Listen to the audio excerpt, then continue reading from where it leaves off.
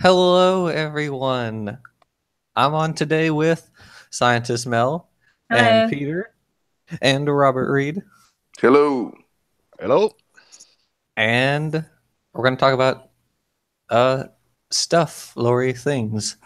Uh, I think our topic today will be, or at least the first topic that I picked, was jousting with anti-evolutionists or teaching evolution to new people, perhaps. But first, before we do that, we've got a message from Peter concerning someone who's coming on his channel in the near future.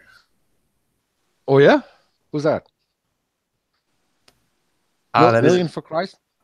I think it's the Pope, isn't it?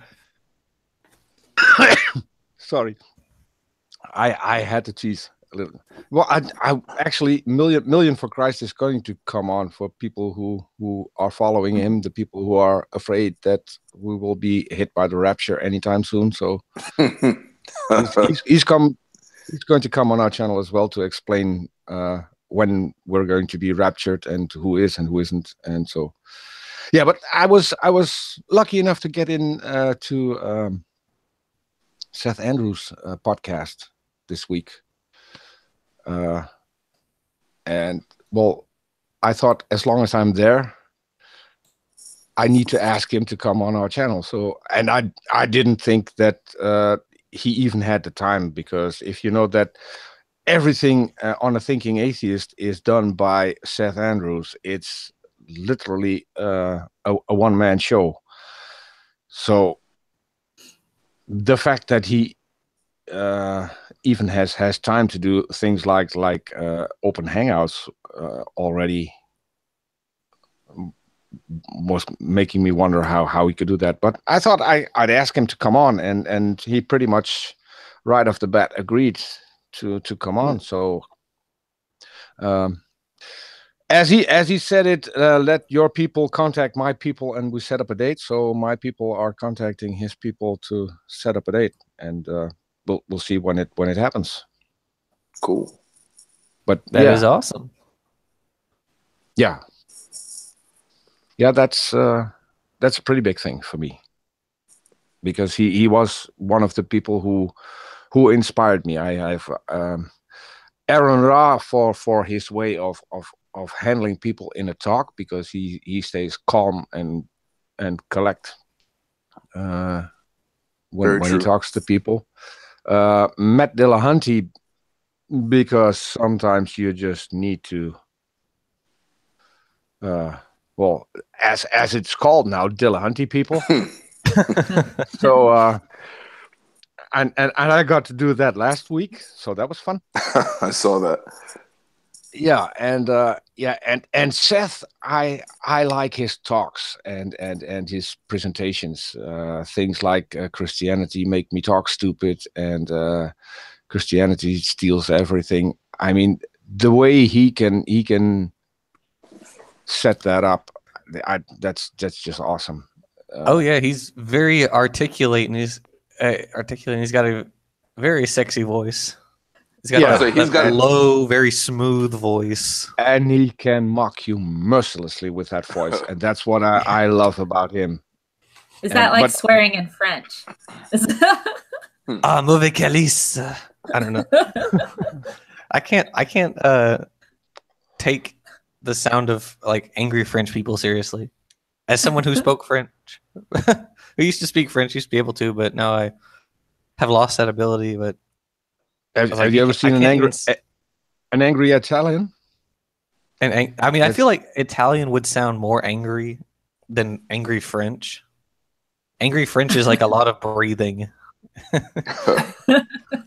I always get the idea when I see an angry Italian to put my hand on his forehead, stretch my arm, and just let him rage on, because he won't be able to reach me anyway. That's a little bit how it feels when an Italian gets mad. I think it's a lot of fun. But they're usually nice people. Mad, I think of The Godfather, and I'm like, yeah, I don't want to make Italians mad. Well, that's not how Italians are. Italians are are animated people, easily Beautiful. animated people. I've So never been to I've Italy, noticed so that. I can't. Oh, put that on comment your list.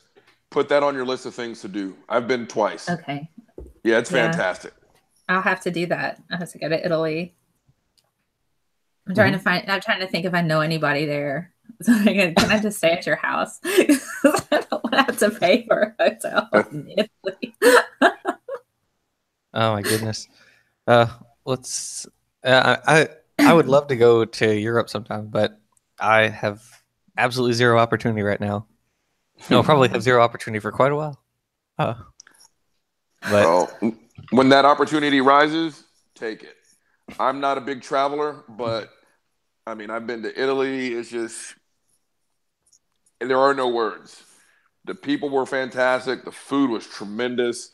The wine is like you've never tasted before. The sights, it's incredible. I had a friend who went to Italy, and they were going through like some tunnel or something like that. He said there was graffiti on the wall, and it said like they have taken our beds and they have taken our food and stuff like that.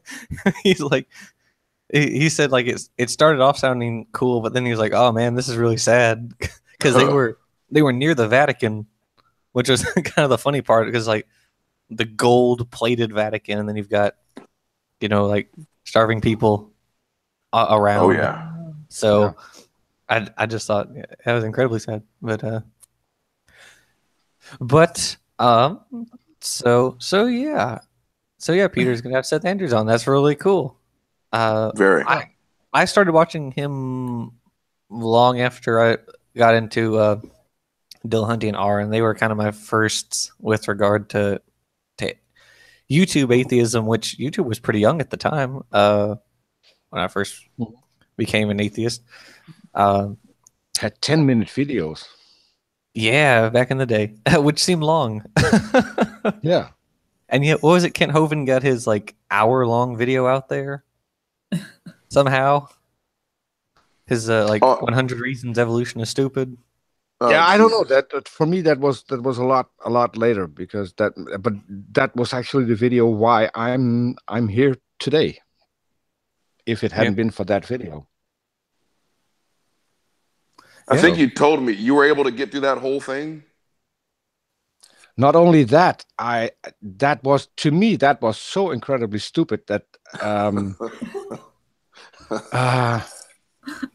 it's like watching a train wreck. You can't look the opposite side. So I started everything he put out. So when he said my 18-hour creation seminar, seen it. Then he has his 18 hours. Did you take a break? Did you just power through with coffee? It was I think 2 maybe 3 hours a day that I watched his stuff, and that for months, because I needed to keep up. He has his 18-hour creation seminar, then he has his CSE classes 101, then series 2, and then he has his Answering the Critics, which was his internet radio show. Then he has I don't know, what's it, 26 debates. I watched all of those. So, and now, lucky me, he's putting out a video almost every day. So, did you say lucky? I think we might have different definitions of luck. Yeah. Peter, are you a masochist? Are you secretly a masochist, or are you just? Well, is this entertaining for you? It's so incredibly alien to me, because we don't have religion in a way that you have it in the US, and the fact that people can say this with a straight face and no one's laughing, I mean, that to me is completely alien. I can see that. Although creationism is the fastest growing branch, I think worldwide, and it's getting a hold in Holland. It's getting a hold in Germany. Well, they're still on the downslide. Yeah, in Germany they have a creation museum, which is pretty much made of Legos and Playmobil figures. So Wow. Yeah, I wonder. I Yeah. wonder what constitutes the definition of museum. At some point, are you? I would think there would be artifacts in, some jackass's living room. Actually, his spare bedroom. Wow. Oh. This is my nerd cave. I would like to say it's a nerd museum, but I do have actual artifacts here that are associated with different things. But and you have different things coming in because there are always going to be different artifacts coming out. So you need to add to your collection. Sure. Which doesn't happen in the creation museum because there's nothing new to show. Absolutely, completely nothing. Well, they could borrow, but they do borrow a lot from science, though, don't they? Oh yeah, they all of their reconstructions were done by paleo artists who were looking at the real paleontology. They're reconstructing this stuff based on the anatomy and physiology that the paleontologists have studied. Yes. And yet the creationists are just cribbing off of this like they do off of everything. I think Aaron Ross said the Pachycetus at the Ark Park is the best reconstruction he's ever seen. So wow. So there you go. But I like that. I mean, if you just think about that these people have the money to get the best stuff while a regular museum might be struggling, and while science at some parts is struggling in the US trying to get their funding. So that's, to me, that's horrible. When a guy has $118 million to spend to build a boat that will never see water, and when it does, it's falling apart on the outside already within a year. Yeah. I mean, imagine, Mel, that you in your field, you were in cancer research, that you get $118 million to toy around with. I mean, sure. Yeah, that would have been nice. Yeah, that could actually do some good. Yeah, that would have been nice. I left academia and I'm in industry now because there's just not a lot of funding. And if you aren't part of a program where you're working on something that's a sexy science sounding type of thing that's buzzwordy, you're less likely to get funds. And like especially, Tide Pods. Yeah, like Tide Pods. Yeah. So, I mean, it's, now we've got, we do a lot of this comes from, government influence. They recently, the administration has put a 30% tariff on solar panels that come from outside of the US. And so that's going to cause a lot of issues for renewable energy here that has been doing better and provides more jobs than like coal and all of these other places. They're actually boosting jobs. So this tariff is going to actually cause people to lose their jobs. Now, not only that, when you look at this and you coordinate that with the fact that science is not getting as much funding from the government, they're having to go to privately funded sources. I mean, NASA, I believe, wasn't it Red Bull that funded a space jump? And NASA has to pull in a lot from private organizations in order to fund different projects and even try to couple with other countries because they're losing money. They don't have the money that they need. So with the current climate, of course people are going to funnel their money towards the things that they prefer. That's just the nature of humans. And unfortunately, a lot of the money that they funnel towards is like the Ark that Ken Ham built and the Creation Museum, because it feeds their inherent desires to want to be right, one. And secondly, that, it's part of what they grew up with. So there's sentimental value. So it's, these individuals are in my opinion, they're predatory. Ken Ham is predatory, just like Joel Osteen. He's predatory. Like a tunicate. Yeah, like a predatory tunicate. Yeah, they're predatory.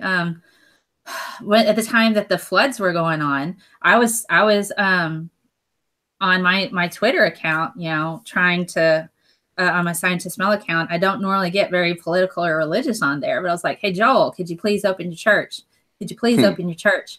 Could you please open your church? There are people who need that could use the space, you know, but yeah, you know, I remember when that happened. Yep.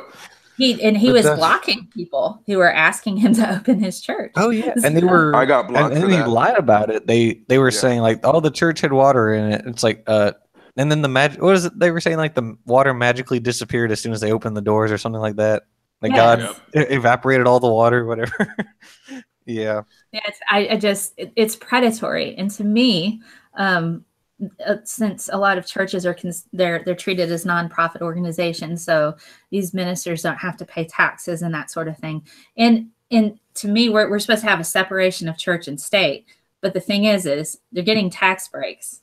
They're getting tax breaks, and so they're not contributing, and we're losing money as a government that we could be funneling towards science, towards education, towards these other things, towards a national healthcare system, which we desperately need. We could take that money and funnel it towards that. These people don't need all that that's money. Some socialism stuff you got going on there, Mel. I want people to be able to eat and have healthcare. I'm sorry. What's wrong with you? What's wrong with me? Who says such things? Eat and be healthy? Holy good Lord. And the thing is, I get accused of you're a socialist commie. I'm like, I'm a scientist. I'm a scientist first. What is the point in doing research to save lives if people don't have access to it? I don't. Yeah, that's the way I see. And and I'm in industry now, so it's a different ballgame altogether. But at the same time, I still have that in me. I can't take the scientist out of me. I'm still working to generate things to help research, as well as doctors and hospitals. I still work to generate those things. But still, what's the point? What's the point in doing all of this if people don't have access to it? I see Anti-Ordinary in the side chat. She's obviously an insane commie. Do we want to do we want to throw like the line out there if anybody wants it? Yeah, I think we can have Anti-Ordinary in. Okay, she's loads of fun.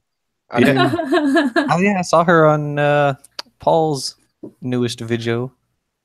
She was on Paul's newest video. I met her on Johnny Drive-By's marathon video. Where we summoned Tony because we had a problem we couldn't solve. So summoned Tony from the great void.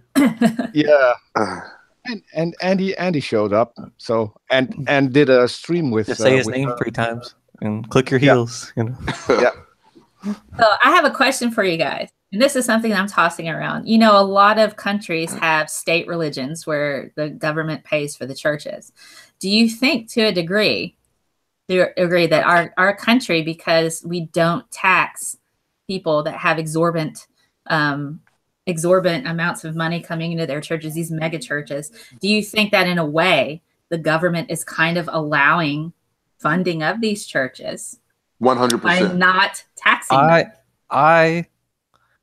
Well, okay, so I'm sure you guys know the reason that our founding fathers did that. The reason was specifically so that we wouldn't fund any specific church, like we wouldn't fund Church of England or what is it, like the Anabaptists and all the different Quakers and groups back then. So the whole point of that was so we wouldn't fund any specific church. I think it's less so about the government. I think people are people are clearly doing it, and certain people in our government are allowing the church to have more authority than it otherwise should have. that's the thing. They're using the church in a way to kind of direct legislation. That's one thing. Also, you have ministers that contribute to campaign funds. You have these people that make all of this money, and because they're not taxed, they continue to make money.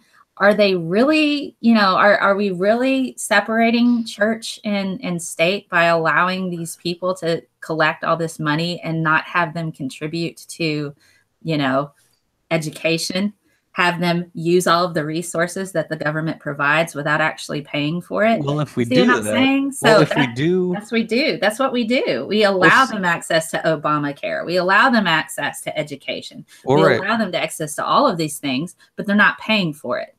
But if we do start taxing them, then that opens the door for them to much more overtly. I'm not talking about the church. I'm talking about the individual, like the pastor. That's what I'm talking about. I'm talking about the individual. Should there be a cap? Should there be a cap? Hold on. Now I just got confused. The individual as in what? The individual as, okay, for instance, I'm not talking about the mom and pop small church where the guy makes $30,000 a year, or 25,000 a year. I'm not talking about somebody who's within a marginal line that would have a decent living to a degree. I'm talking about the individuals that have so much money rolling in that can afford all kinds of things, that utilize government resources that they're allowed to have without being taxed for it. Okay. You see what I'm saying? Because they're getting tax breaks in what they do, but they're not really contributing a lot to society. They're getting tax breaks in, the fact that, well, we're a charity organization. We have a food drive, but you go look at Joel Osteen's charities and a lot of them are questionable. A lot of them are questionable. So we're putting them under this blanket with these mega churches. They're not contributing that much to society like they were supposed to be doing, and in turn, they're making all this money. They're utilizing government resources and they're not paying back into it. That's what I'm talking about. The massive mega churches. Yeah. So if we're talking about the Osteens, the Benny Hinns, the Joseph Prince, people like that, excuse that. I don't think this is even a question. These people should be taxed appropriately. Yeah. He's got they're entertainers. They are definitely I think they're shysters first. They're con people first, entertainers second, and a very distant second. Joel Osteen has 2 houses that are worth $10 million. He's a crook. And the fact that he gets tax breaks, to me, is disgusting. Because, again, you're selling an invisible product, 1. 2, you're also lying. He lies for a living. There's no reason why this person should be getting tax breaks while the person who cleans the toilets after the sermon's over doesn't. That's not unfair. That's immoral. That's just disgusting. Yes. Yeah. So I think we should have a cap. I think for these, that would be my resolution to that. Yes, we can keep the church's nonprofit. We can keep the pastor's nonprofit once they reach a certain cap, because they have their side charity organizations that they also gain money from, and they're required to keep a cap on that. Otherwise, it becomes a bit fraudulent. So they have their side charities that they're the managers and head CEOs, whatever, of, in addition to the fact that they are ministers. But there should be a cap on that and say, at what point, if you start to make this amount of money here, this is where you have to start filing taxes. I don't think that's unreasonable. I think that's entirely reasonable. And that would, kind of boost our economy overall. And secondly, it would also help contribute to all of this gutting of like Medicaid and all this, why are we doing all that anyway? Go ahead. I like what existential transhumanist said. We would just spend it on the military and congressmen lining their own pockets. Sure. Yeah, that's a possibility too. I'm all for putting a cap on their salaries as well. And if Absolutely. they shut down, they don't get paid.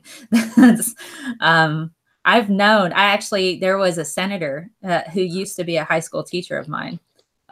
He's no longer in office, but he had a brilliant idea of just completely eliminating the IRS, just get rid of it and have a national tax, just a flat national sales tax.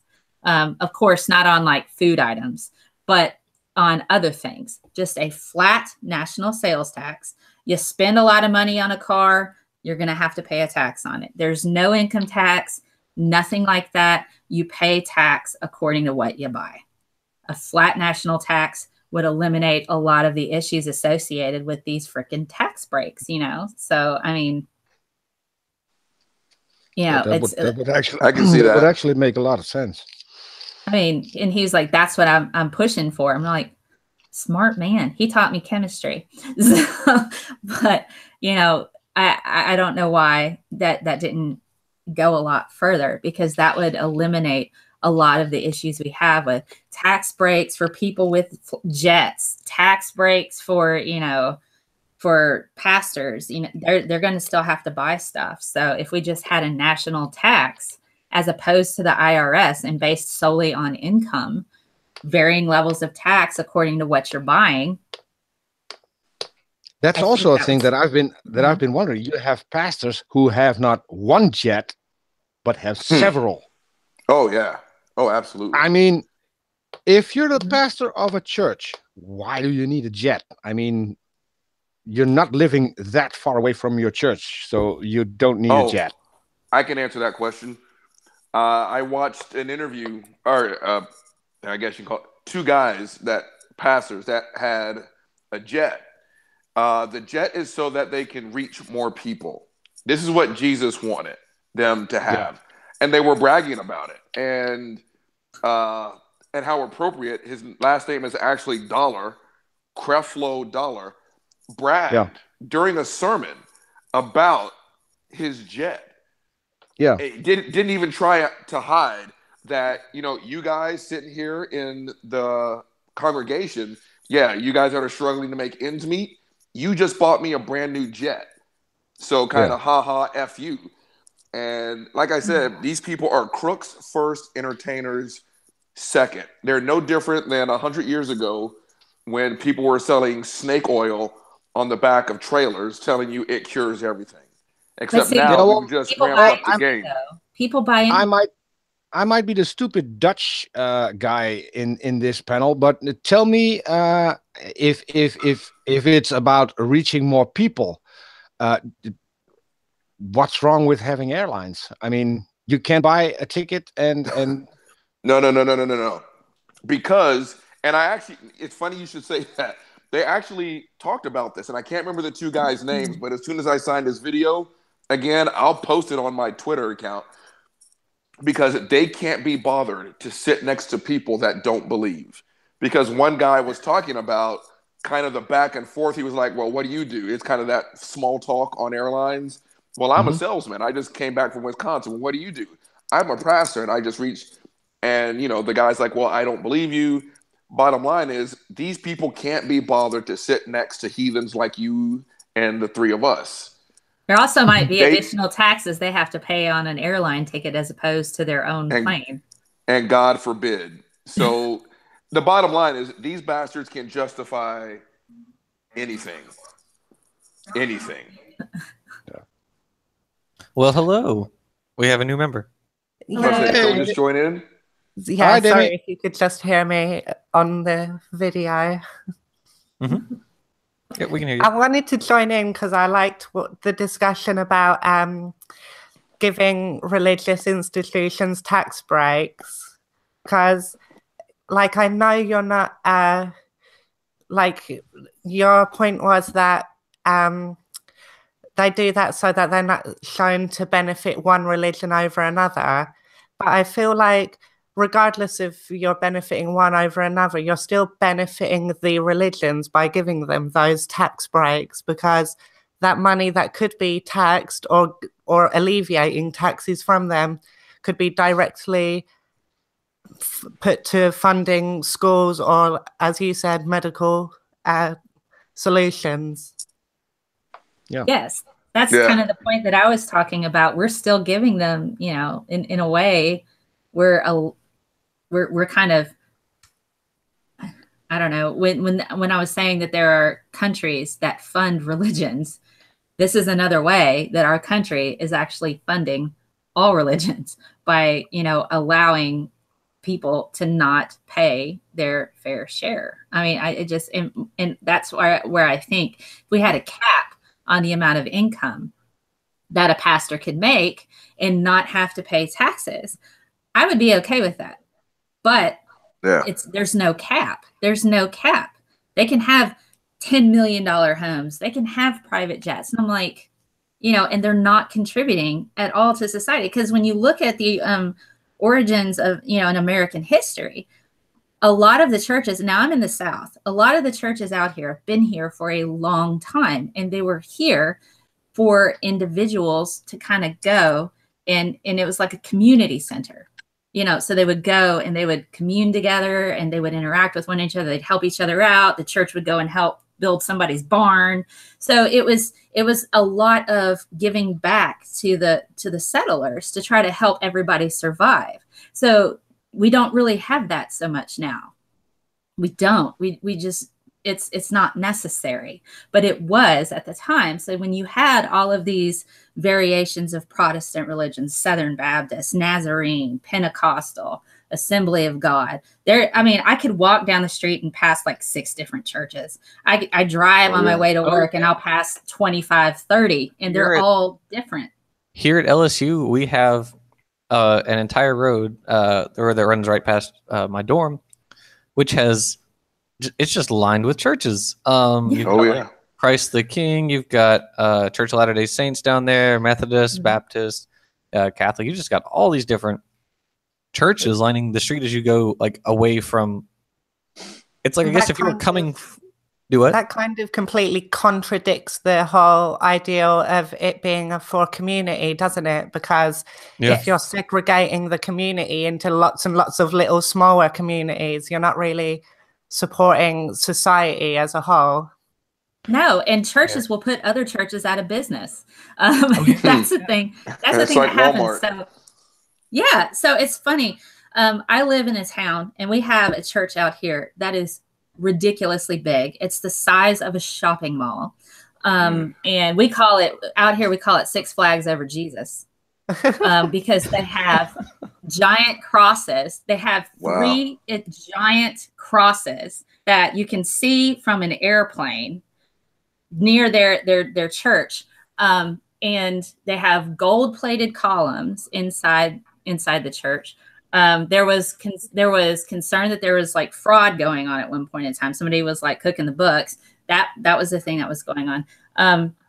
And recently, I think it was probably in the past 5 years, the smaller churches, inner city churches, would open their doors to the homeless and allow them a place to sleep, especially when it was cold. So during the winter, these smaller churches that are actually active in the community, trying to feed the homeless, give them a place. There was an ordinance that was passed that by the city that said, essentially, if you are a church of this size, you know, you have to be a certain big size of church to allow homeless people to stay on your property.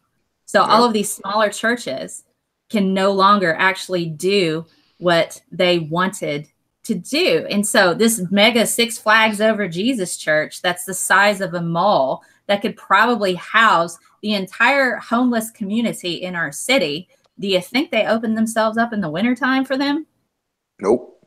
It's ridiculous because, like, recently there was flooding and stuff, and churches wouldn't open their doors to, like, people that had their houses ruined by the events. And it's like, you're preaching all of this bullshit crap, in my opinion, and then you go and refuse to help people when you claim you're all about helping people.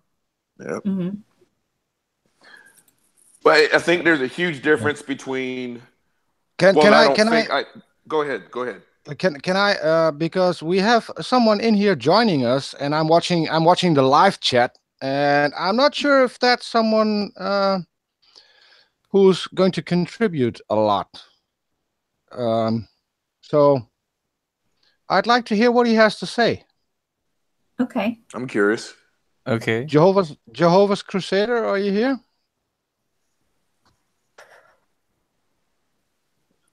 Oh, come on. Don't be a coward. Should I just kick it? Oh, hey. How you sisters doing? You guys spreading misinformation or what? Yeah. Misinformation about what, buddy? Jesus the baby killer? Okay. Well, he is. Kind of. If he's God, if he's actually God incarnate, then God is responsible for everything, and God is therefore a baby killer. Yeah. How you doing, scientist? You looking good, girl. He's not doing any worse than God is, right? There we go. I was about to say that was ridiculous. That was all he had to say to me is that I look good. Okay. That's a jackass. So there we go. He's back. So I was gonna say that there's the difference oops on. Can you hear me? Yeah, we can hear you. Okay, great. To me, this is kind of almost a standard issued level of Christianity. It's the what you say versus what you do are two different things. To sit there and say God is good, Jesus is good, we're here to help. It says right here in John 3:20, blah, blah. It's easy to sit there and fix your mouth and to actually to say all this stuff. But when it's time to do something, that's where Christians, in my opinion, drop the ball. Like a Joel Osteen, who had his church is actually a former basketball stadium. It's huge. That is ridiculous. Yeah. So all you have to do is literally put a key into a hole, turn it, open the damn door, and let people sleep so they can stay dry. We're not asking you to go and pick everyone up and bring them there. Just open up your damn door. And this is where, again, Christians fall flat on their face, in my opinion.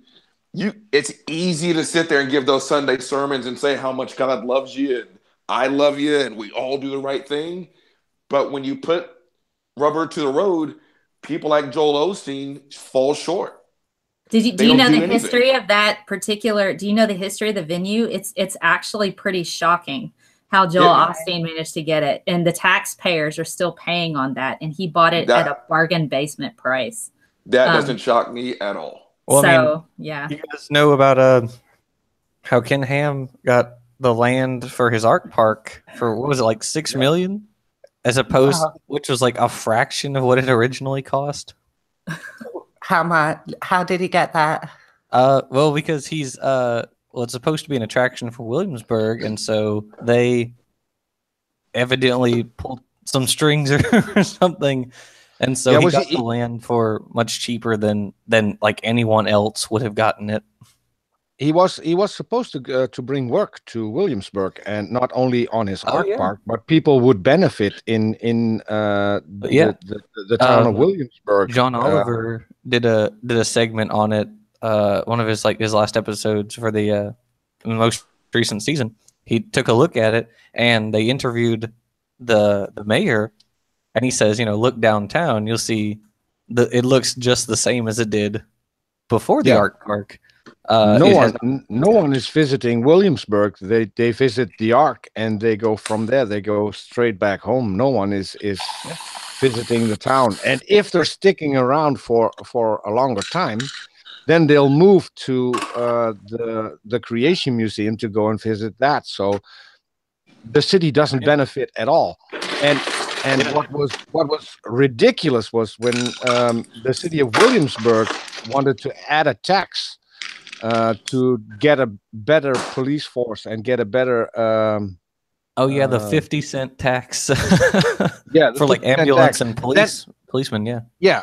Then Ken Ham immediately moved it to his non-profit organization, and then was about to lose his tax incentives, which would have cost him, I think, $18 million, and then moved it back. He sold it twice for $10. Once to his nonprofit organization, Come on. then back to his for-profit organization. The entire ark with everything on it, the land it's on, for $10.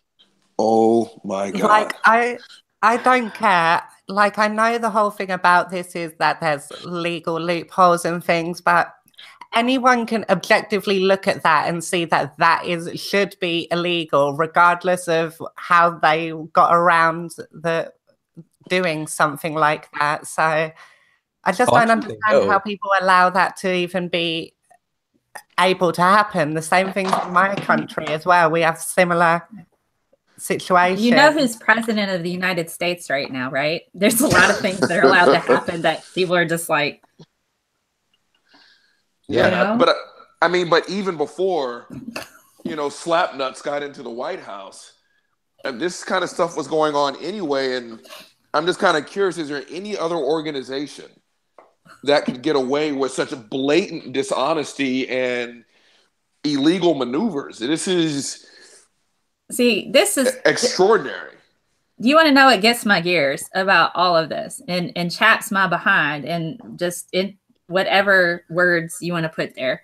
The fact that politicians can pocket money from organizations, say completely wrong information, endorsing a particular bill based on whatever, company is lining their pockets, pass legislation, okay, and not be called out on fraudulent practices, or conflicts of interest. You look at scientists. Oh my gosh. I had a research mentor, amazing scientist. She kept really tight books. She had to, because a particular politician heard that possibly there might have been one bit of wrong data on something associated with a grant that she got. They had a full-on investigation where they were going through all of their laboratory notebooks, and they were even checking to make sure the color of the ink hadn't changed to where that particular undergrad student who had a book didn't go back and change anything. They were looking at actual ink. They went to that detail, worried that they were giving money to a science group that might have had a thing wrong. And it turned out nothing was wrong, but they spent all that money investigating her. And she's just like, you don't understand. It's ruthless. So the way that they treat scientists, they need to do that to politicians. No question. Yet, he was able to sell a replica of the Ark for $10. Jeez. Yeah, we suck. This is just sad. Well, I think there is hope. I'm sorry. Go ahead, Peter. What I don't get is the minute he sold it to his for-profit organization and therefore losing his tax incentives, he shouldn't have been able to get that back when he sold it back to his nonprofit organization. They should have taxed him to the max.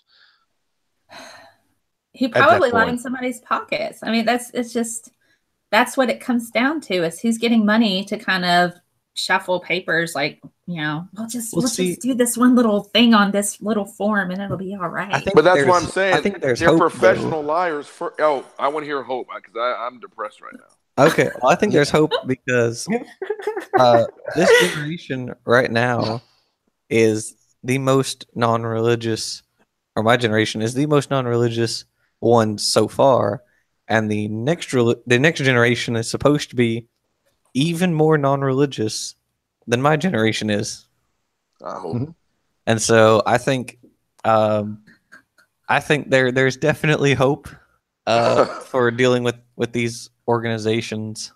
I mean, so I won't be alive to see the change, so I hope your kids get to see it. But my point in all this is, if you have a paper trail this blatantly dishonest, to where if you just Google, right?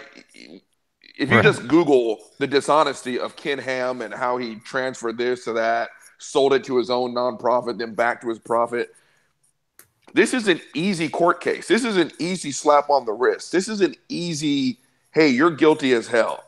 But instead, we have to have these conversations. Instead, his Ark encounter is still up and standing. You know what I'm saying? If you know a murderer lives next door, you can prove the murderer lives next door. The body is still cold in his living room. There's pictures of it. There's videos of him doing the actual crime. But yet this person isn't in jail. There's a problem there. We'll see. You see what I'm saying? Well, the funny thing is that the Ark Park is going to kill itself eventually. Anyways, it would, much like our illustrious leader, Ken Ham was or has been very reluctant to release the attendance numbers of his Ark Park. I've heard about that. The reason for that is they were like a fifth of what he expected, I think. Oh yeah, and he blamed atheists for the lack of attendance, which is great. And I want this thing to fail, but the bottom line is the doors are still open despite the blatant, in-your-face, two fingers raised, FU level dishonesty. This thing should have crashed and burned before they opened the doors. Yeah, well, my queen recently got caught stealing from herself, so... That's grand. So he's blaming atheists for the failure of his Ark. To me, that's like blaming Broadway for low numbers at Disneyland. Exactly. We'll see. I didn't think we had that much power, but evidently we do. Oh no! We have power to affect, a park. They are a huge theme park. They are getting seriously afraid. When you look at, I also follow CMI in Canada, and oh wow, I actually saw a video by them recently. Yeah, that's even more horrible than what Ken Ham puts out. But it really is. But in Canada, they say 9 out of 10 kids drop out of church and become atheists. So wow, oh, that's good news. There's that makes me happy. Thank you for saying that. That actually does give me a little bit of hope. It does. Oh yeah, but, I mean, sorry, go ahead. No, I'm just saying the scary part about all this, other than he can get away with all of them can get away with such blatant lies, is I'm not stupid, but I wasn't a great student. I literally graduated college with a 2.0, and I've got a bachelor's of science. I can research this stuff myself, and I can tell kind of on a rudimentary level what's bullshit versus what isn't. And when I sit here and I listen to a Ken Ham speak, and people will say, that's the truth. I totally dig what Ken Ham said. That kind of scares me. You know what I mean? It's the fact that even though his numbers are dwindling, he still has people that defend his views. He still has people to say the earth is 6,000 years old. But there are people that still say the earth is flat. Like, people are stupid. They are stupid, but I don't want to discount them because some of these people are in power. Well, I hear the accent, so I don't know if you remember. This was when George Bush was running. George Bush, the son, was running for president, and there was the RNC debate, and they asked them about creationism versus evolution / old Earth. Yeah, and the bottom line is every single last person on that panel should have said creationism is bullshit. Yeah. And like 7 out of 10 of them were like, well, they both are valid theories. And even as a kid, because I think I was in college at that point, I got scared. I remember the exact same words that Bush said. Bush said, the jury's still out. Exactly. You're right. Those were his words. Yeah, and I think people are afraid. But to laugh is scary because these people end up as our presidents. These people end up as our governors and senators. Yeah, but like, think about it. You have a president right now that tweets about having an imaginary button that can nuke a country. Well, I'd be And- hesitant and- to call and it the vice- imaginary. and a vice president who thinks the Earth is 6,000 years old. Yeah, and that's one reason why it scares me when we talk about impeaching Trump, because, like, you know what, the number 2 guy to me is scarier. Here's the thing. Right? Here's the thing. What my understanding is, and if I'm incorrect, what my understanding is in regards to impeachment, if there is actual illegal activity, okay, my understanding is if there's actual illegal activity, they can. I forget what it is. They can actually remove Trump, as well as the vice president and the whole cabinet. That's my understanding, but I'm not a historian. I should ask my sister. I've heard that as well, and I think that's why it's taking so long to get him impeached, because they have to make sure, one, that they get everything right, that they make a good chance of him impeached, and then getting him impeached for the good reasons, so they can remove everyone, including Pence, and that's what's taking the time. See, I just want to find out if he really got filmed with prostitutes pissing on him. I don't want that. I need brain bleach. I don't need that. I think that's not okay. I think it will give me life to know that a man that literally ruled one of the world's superpowers was peed on by an enemy. You know, I would love that video to come to surface, simply to have the religious right eat their own shit, because this is the group of no sex before marriage. Gays are terrible. We're not paying for transgender surgeries in the middle. I want them to finally say, you know what? We effed up. We put someone in office that was so disgusting, and I'm all about kink, but just because it's their guy, you know, they wouldn't say that, got though. pissed on. They wouldn't say that, though. They would say, you know, they would switch to, well, what a man does in the privacy of his own place. And then it's like, oh, wait a minute. No. You know what they would say? And I will bet you a paycheck on this one. If it came to surface that he literally screwed Stormy Daniels, which I think he did, that he got pissed on by Russian prostitutes, which, God, I hope he did.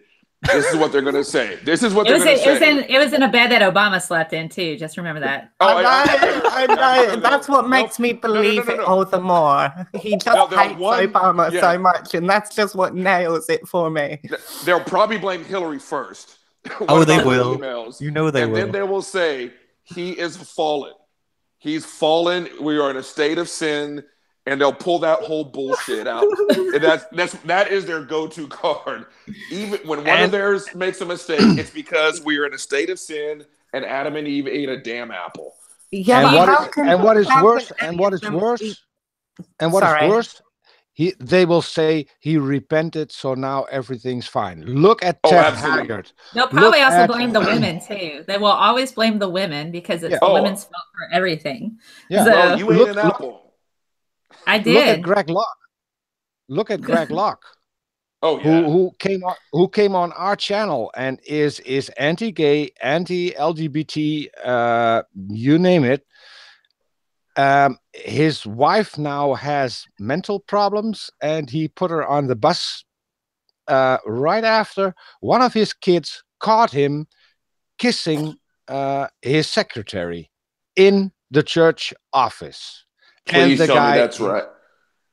And the guy is still running the church, putting out videos. And what's the best part? He's putting out videos about what the Bible says on divorce, because he's now divorcing his wife.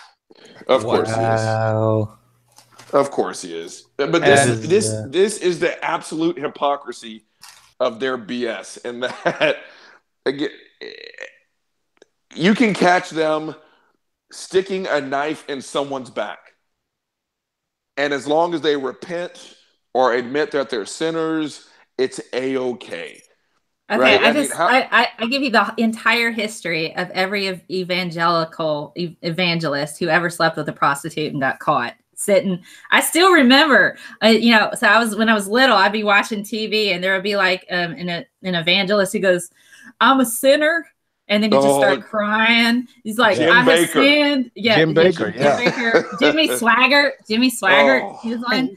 I mean, every last one of them like had a prostitute. Was Jennifer Flowers one of them? Was that one of them? They're not even that worried anymore. They don't even cry anymore. Literally, no, they don't. I was on a stage like announcing to his super mega fucking Mario church or whatever the fuck it was.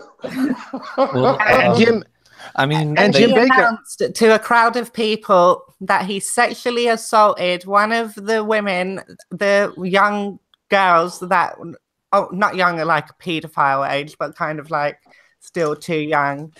And everyone stood up and gave him a round of applause. Oh yeah, of course. For sexually assaulting someone. Brave. Well, he's so brave for coming forward and admitting he did. I'm just like, well, okay. Look at the Catholic pedophilia, the rape whole scandal. It was a ring of them, and it persisted for so long because they were backing each other up. It is still ongoing. I mean, look at George Pell was alleged last year for moving pedophiles around in Australia from like 96 to 2001, I think it was. But yeah, it persisted for so long because they were backing each other up. They would say, you know, "Father, I have sinned," and then the priest would say, "Okay, well, we'll just move you to Louisiana now. Hey, don't touch any more kids, okay?" But they can only do that because people perverted ones. Yeah, but they can only do that because people don't speak up. Robert just mentioned Baker. Baker is now literally selling real estate in heaven. Just think about that. No. Are you serious? Is that real? Yes. Oh yes. my God.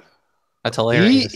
He has a scheme that you need to contribute, so you're going to get into the good neighborhoods in heaven, because there are good and bad neighborhoods. What did I just say? In a good one. What did I just say 10 minutes ago? These people are con men first, entertainers second. Yeah, that is no different. I remember there was a good documentary on about a guy who was a total just a chameleon. He would find out your background and he would become that, and then he would take your money. If you were a Navy SEAL, he was a Navy SEAL. If you were a retired business person, and he had this tremendous thing going. And I remember they finally caught him. They put him behind bars, and the guy interviewing him was pretty much, "You're scum of the earth." And he sat there, smug face, and said, "You get me out of here, out of jail, and in 5 minutes, you'll be my best friend. In 10 minutes, you'll be writing me a check for your life savings." And he said it just like, hell yeah. That's what I'm saying.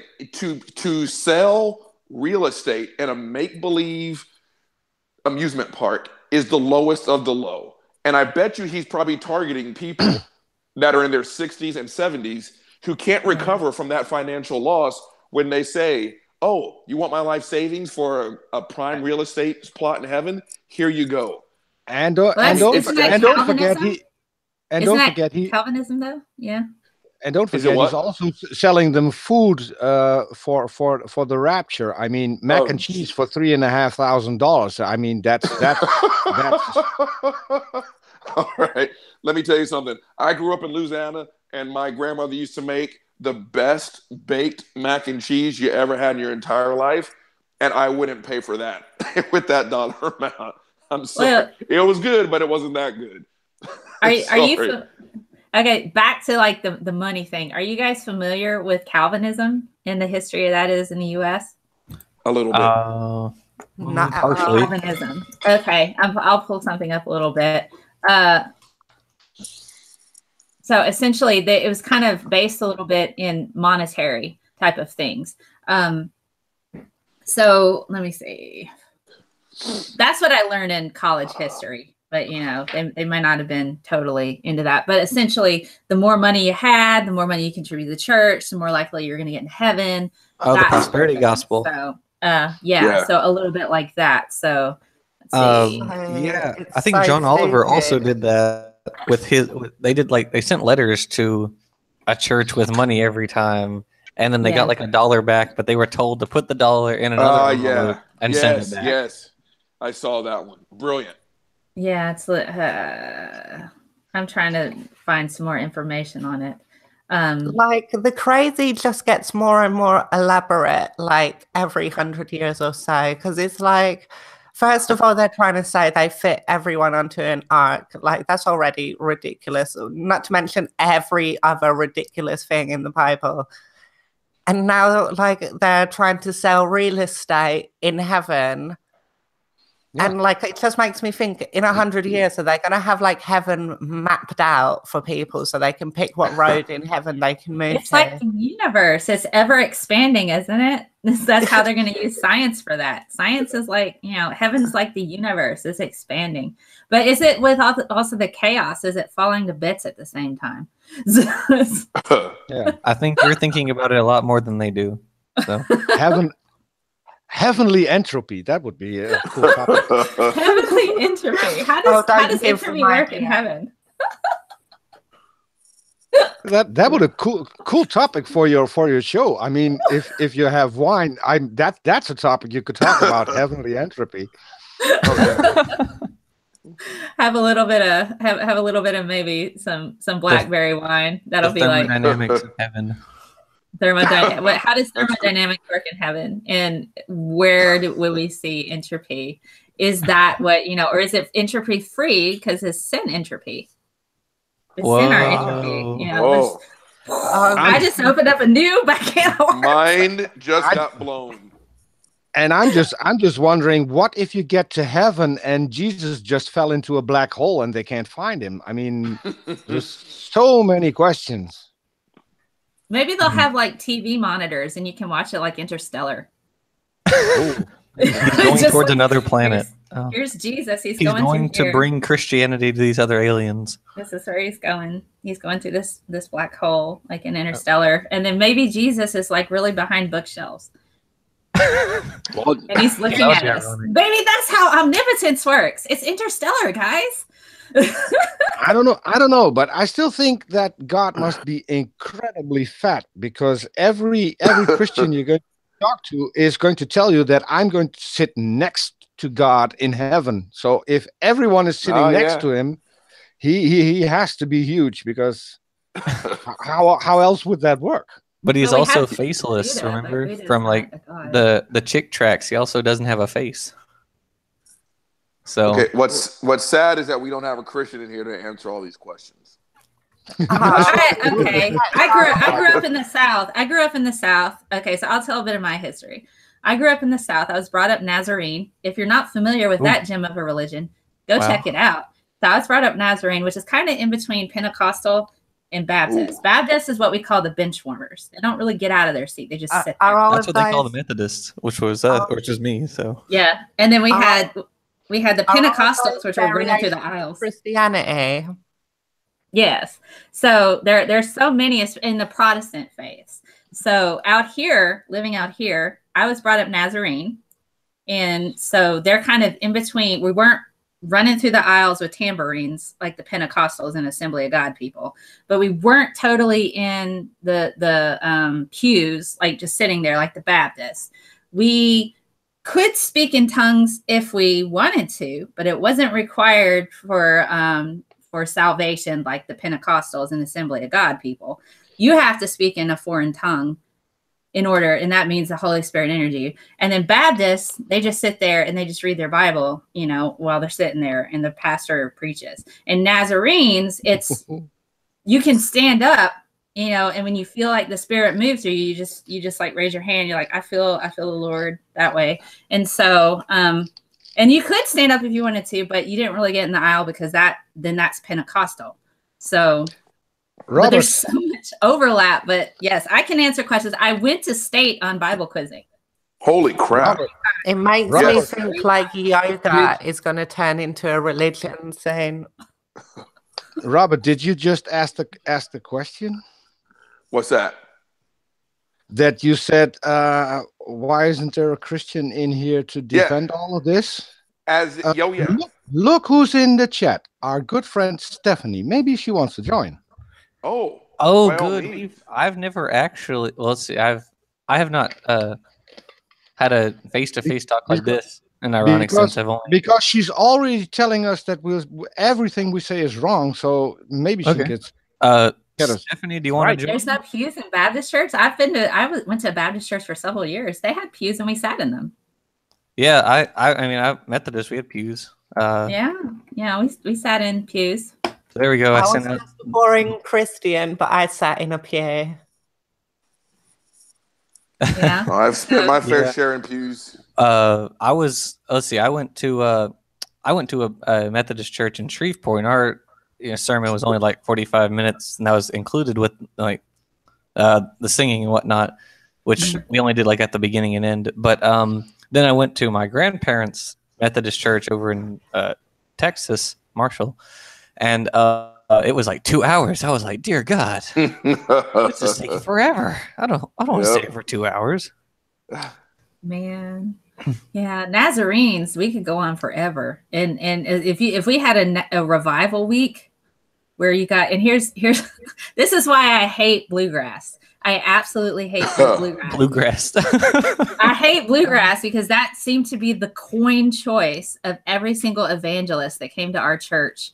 Bluegrass. And my grandparents, they were kind of leaders in the church, and so the evangelists, they always could play their own music, and so she would house them at her house, and then we'd all have to go over there and socialize. And of course, music was nothing but bluegrass. It was bluegrass all the time. And then when you had revival week, which is the evangelist is there, sometimes they'd have the tents, but we just didn't do that. We had a church. We're like, why we need tents? We just gonna go to church, and then we eat dinner afterwards. So we would sit there, and it would be like 2 hours, and you're like, God, I just want to eat. Where's some of the mashed potatoes? I'm so hungry. And so when you guys are passing the collection plate, pass some food. Yes, it's just like, and they would ask. They would be like, we need a new trailer, guys. The evangelist, like, our trailer was broken and we're trying to travel and we need a new trailer. And so if you feel it in your hearts to dig down deep, and these people literally lived in a trailer. They literally did. And they just drove around. I mean, that's the kind of evangelist I was used to. When we get to the Joel Osteens, I'm like, they ain't living in a trailer and they ain't got no banjo. Like, that's not an evangelist. That's like an entertainer. Well, at least I wasn't asking for jets. Can I say how much I am enjoying this? Because I sent you a link and I want to do a duet with you. I hate bluegrass. man of constant sorrow. Oh, absolutely. Oh, that's I do know that song. Yeah. That whole film is like my childhood. So, like, I know somebody that, now I didn't live in Mississippi, but if you go to Mississippi now, you will find parts of Mississippi that look like that film. Are you talking about Oh Brother, Where Art Thou? Yeah. Yes, Oh Brother, Where Art Thou? That's such a good movie. Such a great movie. That movie, the Coen brothers did fantastically because of the fact they captured a lot of the spirit, because I live in a really small town. And so when I was growing up, even though our clothing was far different than that, there was the same kind of culture. It's the exact same culture where I was living. I'm like, I am reliving my childhood. They're just wearing slightly different clothes and the cars are different. Oh. It's like that. That's what I grew up in. And I'm like, how did I get out? So, I would imagine. Yeah. I will say, on a quick left-hand turn, when we talk about the Joel Osteens and the guys like that, that's garbage. yes. And I don't agree with the message at all. But when you talk about the guys that were living in the trailer and stuff like that, the guy that married me and my ex-wife, he was as poor as a church mouse. And again, I am not a Christian, clearly. I don't agree with the message at all. But this guy was dyed to the wool. His church was the size of my living room, and I don't have a very big house. It was dilapidated, run down, and he had one suit. And when he bought that suit in 1979, it was outdated even then. that guy was as poor as all get out. So when I hear about like the revival preachers, they're committed to their message. I think the message is wrong, but there's a distinct difference between like the guy that married the revival preachers and the guy who married me and my ex-wife versus the Joel Osteens, the Benny Hinns, and the Joseph Princes, and the guys like that, right? If you're gonna talk the talk, walk the walk. I'll still criticize you. I still think you're as wrong as all get out, but don't come at me with 10 different Mercedes Benzes and then talk to me about Jesus Christ because I can't hear you. Yes. You know what I mean? Yes. And I've been in those spots where I've been in the 2-hour church services and I could smell the food cooking in the back. And all I could think was, Jesus H. Christ, how much longer? All I want is fried chicken. Right? You're just like, I don't care anymore. Yes, I know I'm a filthy sinner. Yes, I know I deserve hell. But those biscuits are killing me. How much longer before I can get a plate of food? Yeah. I've been there. At the church, the Methodist church that I went to in Shreveport, it was short, and people would just talk afterwards and go home. But at the one in Marshall, Texas, it's like people would bring food. They'd have like a slice of ham and turkey and all this other stuff that they bring to it. And it's like, oh my God. Oh yeah. I think for some of us, I won't say most of us, some of the best memories about church was the food. Yeah. Right? I mean, oh my God. I'm a Southerner to the stinking heart. And the food I grew up on was already great, but I think it gets taken to another level because I think people are trying to outdo each other. Right? Definitely. Right? They are. How good can I make my greens? She had 5 ham hocks, so I'm going to put 10 ham hocks in mine. And it was just like, how much longer do we have to sit and listen to this idiot talk? All I want is food. I'm with you there, man. I'm with you there. And we would actually have official nights that were themed according to food. So we would have like a spaghetti dinner fundraiser, and it was just like $1, and you could eat all the spaghetti you want. I'd have those. Or chili night. It was like Wednesday night service. We gonna have chili night. Y'all bring your chili. We're gonna raise money for the youth group. You just pay $1, eat all the chili you want. We're like, yes. I'm there. Oh yeah. I remember when we came to Texas and people made spaghetti. And I was like, this is not spaghetti. Because spaghetti to me, one, when you're in Louisiana, it's not spaghetti, it's spaghettis. There's an S on the end of it. And two, like gumbo, whatever's in the icebox goes in your spaghettis. So it's not too terribly unusual for there to be an entire chicken wing, a drumstick, right?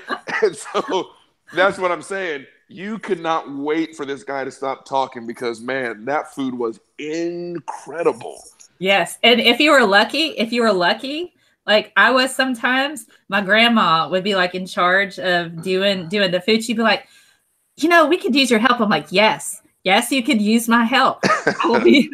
I will help y'all right now. Cause since I was a girl and all, that's what we were supposed to do in the kitchen. So my grandma would be like, you need to be coming back here and helping us other ladies. I'm like, I'm of that age. I'm like 12 now. I can totally go in the back and start cooking stuff. So like, I'll be sitting there like getting a little spoonful here and there. I'll be like, okay, I'm stirring. I'm glad they never had to, or they never asked me to do that. I do not cook at all. I cannot. I cannot, Savannah. You hear me? Love. I cannot. Savannah. I can cook some love. People eat my food and they're just like, they just fill with the joy, man. Outstanding. Yes. We have another member. Hello. Yes. Dewey. Hi there. Hello. Can you hear me? Yeah, we can hear you. Loud and clear. Welcome. Thank you for inviting me. I won't be long. I only have a couple of minutes here, but actually I'm going to be talking to Robert in a little while. Yep. Set us straight, Stephanie. You told us in the chat that we were wrong on several things. Set us straight. Well, I can't say all churches don't have pews or some, but I just know that the churches that I've gone to don't have pews. So, and then the other thing is, it's a good experience going into a church in the Baptist church. And people stand and they praise and they sing, and it's really nice. It depends on which Baptist church you're in. There's several different divisions of Baptist. Yeah, Yeah. well, and you're right. You're right. At least the one I go to, it's pretty friendly. It's a nice place. Oh yeah, yeah. There are lots of wonderful Baptist people down here. There's actually a Baptist church just down the road from my dorm. So, But since From your dorm room? You're in college? since you're yes, here, ma'am. since you're here, Stephanie, and we have Demi in here also. I mean, your church is anti-LGBT, and so can you explain why you attend a church like that if you say that you're not? Oh, Peter, I came in here to have a nice, friendly, happy conversation. I'm not LGBT. I'm sorry. I'm not LGBT. I'm not anti-LGBT. I've had lots of gay students over the years. I have great gay coworkers. I know. So I I know am not anti. that's- So I don't think that it's fair for me to come on here and then right off the bat start asking me about what my Hey, views or my church's have- views are on LGBT people. I see. We also If I- have caught a wild James Downard. Yeah. Yes, just up. I'm still in my pants Without here, had- because it's cold, so I'm going to keep them on anyway. If I may, Without- if I can without butt having in real fun. fast, because I was yeah, not Robert. aware about the anti position I think of the your point church. he was. I think go the ahead. point he was Maybe I'm trying to missing make something. is that if you yourself don't feel anti-LGBT, why would you align yourself with people that quite clearly define themselves as That was anti-LGBT? my question. That Well, was they actually don't actually define my themselves as anti-LGBT. There are certain, in fact, there are gay people who go to my church. So we don't have a sign that says it's anti-LGBT. There was one episode that Steve Chess Piano watched, and he determined that my pastor was anti-LGBT. I actually didn't go to that particular service because the issue of homosexuality is not something it's not something that I believe in equal rights for everyone, put it that way. Okay, would you say that biblically speaking, gay people are wrong, so wrong that they will be going to hell? No, I don't believe that. Okay, all right, thank you. Why not? I'm sorry, Robert. Go ahead. No, my question is, why not? Number one, I actually don't have this concept of hell that you guys have, so I don't. I think that I have my own ideas actually, and they're not exactly consistent with the church. So it's okay. Thank you. Actually. That's a soundbite I'm going to use because that's what I've said all along. I actually have a question. Also, Stephanie, like one of the like few conversations we've had on Twitter, might be the only one. We were talking about the what was it? The evolution of behavior or something like that. What was it? It had something to do with evolution doesn't explain like how to be moral or something like that. If sometime in the future you would want to like come on for a video, we could talk about that in the future if you'd want to do that. Sure. Okay, cool. All right. That was all I wanted to say. So what school are you in? You're Jackson, right? I am. I am at LSU. Oh, are you? Okay. Down here in Baton Rouge. Go Tigers. Go Tigers. Are all of you from the United States? Actually, on the far left here, I don't know your name. May? Hi, May. I think I did watch something that you were just in with Tony Hackenslash.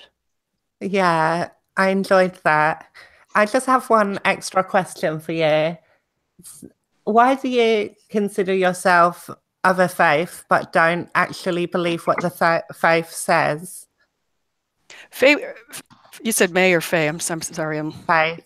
Faye, the way I consider myself a Christian, and so I don't necessarily align really with any particular sect. I was raised as a Catholic, and I now go to a Baptist church.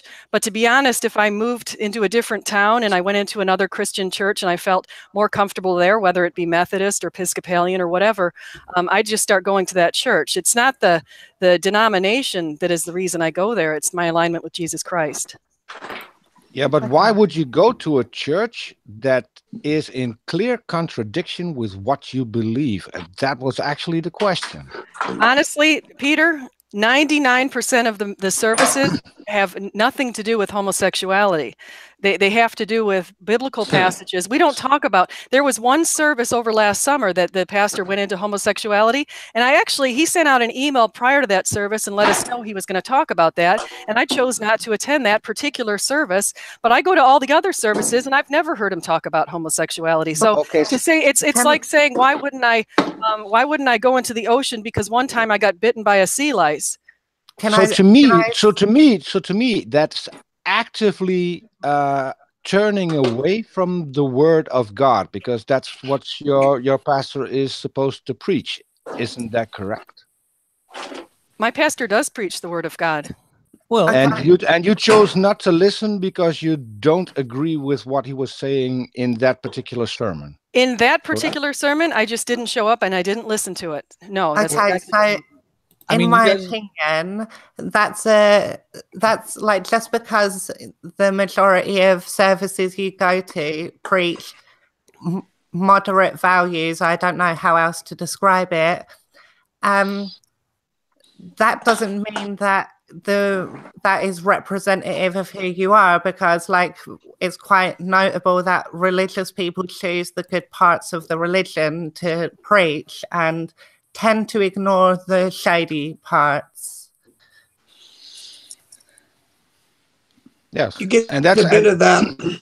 And that was my question to Stephanie as well. You ignore so much that's in the Bible. So why not ignore the last part and become an actual human being and be who you are? Because I will say this again, and I will say it in a live stream so everyone can hear. I don't think that you're a bad person. We can fight and you can refuse to come on our channel. That's fine with me. I still don't think that you're a bad person, but I also don't think that you're a Christian. I am a Christian. I'm sorry to go against what you say, but I am absolutely 100% Christian. Guys, I want to point out there was a Q&A. You guys have heard of the Quanda?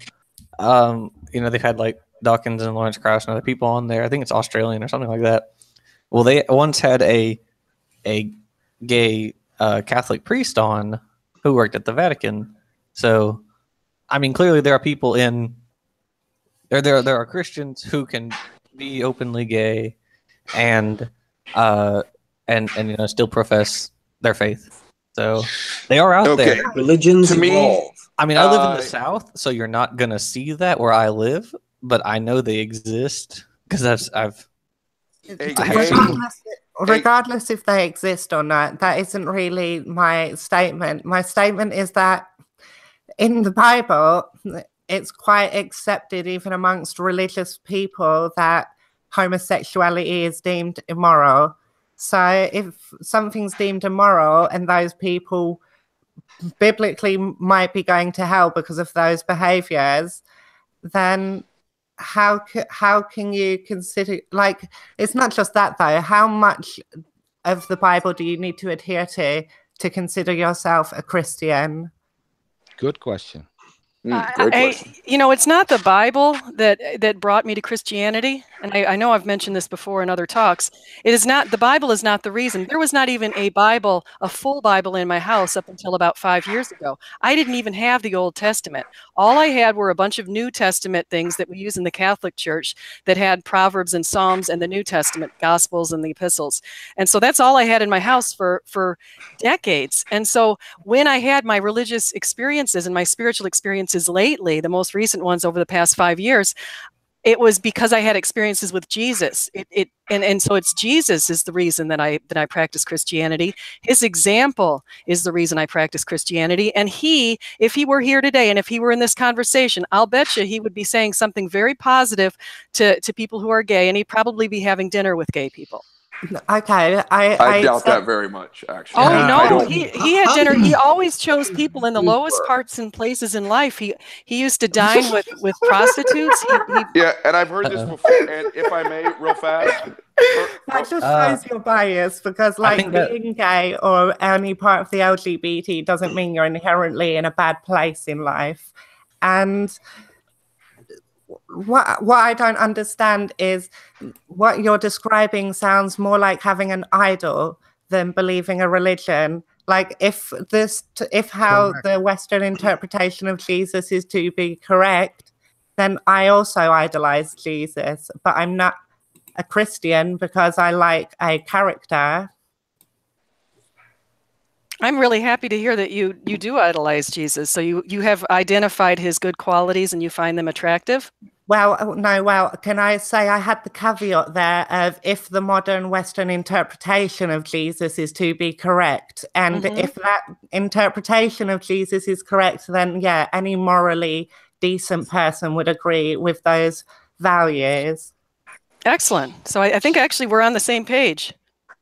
Okay, but we're not though, because you take a real commitment to believe in a faith, and I don't commit to that because there are so many harmful parts of the faith that like it's hard to just overlook the harmful parts for the positive parts, which seem to be few and far between. You see, I think it's the opposite. Jesus never said slavery was wrong. That's one of the big And he said, love your neighbor like yourself, but he also said you should hate your father, your mother, your sister, your brother, your children. So love your neighbor, but kick your family to the curb.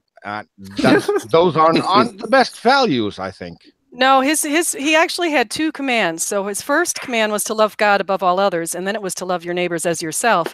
And the reason why he mentioned the issues with hatred is he was actually speaking about if you did not love God and you chose, and your family was choosing to steer you away from God, that you should choose to walk away from them. That's basically. But we're still talking about. And that would mean. And I've read the Bible. For you, Stephanie, for you, that would mean that at some point you would have to make a choice between one of your children and Jesus, and you would choose Jesus over your own children? Well, I'm very fortunate, Peter, because both of my kids are big fans of Jesus. That wasn't the question. That wasn't the question. That wasn't the question. You dodged that last time. No, I'm not going to. In fact, I won't even stay on here if you're going to be like you were in this last conversation. You and I had a really nice conversation once. And since then, we've had very, very unpleasant, targeted harassment sort of conversations, meaning harassment. I got in here and I want to have a nice conversation with you guys. I don't want to get in here and have one where I feel like I'm being like, unfortunately, I noticed there's 1, 2, 3. I wanna have a nice conversation with you as well. So me too, but it's a simple question. And the fact that you keep saying, well, that's not going to happen. Okay, that's not going to happen. I didn't say it was going to happen. I said, what if it would happen? What would be your choice? Peter, I'll tell you, let me tell you something. I think that a lot of people leave Christianity, and I think even like Robert's in this conversation, and I know Robert left Christianity. I don't know Jackson or Scientist Mel and Robert. Wait, is that Robert Downing right there? Or I don't know, or Faye's story and where you guys came from, but I know a lot of people leave it because they are disappointed with certain things that these churches do. No. I've said this before. I've said, and let me say it for the 100th time. I did not leave because I was disappointed. I did not leave because God just let me down. I don't know how many more times I can say this. I stopped being a Christian because the claims just held no water. I've said this literally 25 times to you. I did not leave Christianity because I was disappointed. Robert, I didn't say you. I said in general. I said no. You just put my name in there. Okay, I said, but you didn't let me finish that sentence, Robert. I said that people sometimes leave the church because they're disappointed in the way that the church has been run. And I was bringing your name up before you interrupted. Just let me finish. I brought your name up because you just brought up Joel Osteen, and he's an example that has led many people away from the church. So that's what I was trying to say, but you cut me off. Can I quickly go back to the question that I've asked, and let me answer it for you, Stephanie? Because if at any point in time in this life you would have to make a choice between Jesus or your children, you would choose for your children, and you're scared to say that out loud. No, I would choose love. That's what I would choose. And Jesus is love, and Jesus and my children are love. So I would choose love. That's what I'll choose. you would choose for your children if you had Peter, to there make isn't a choice. there isn't a this or that. Both ways, it's love. I would choose love. And if in any case, if anyone decides that they want to be a Christian or think about being a Christian, just focus on love. Okay, can I ask you a question then?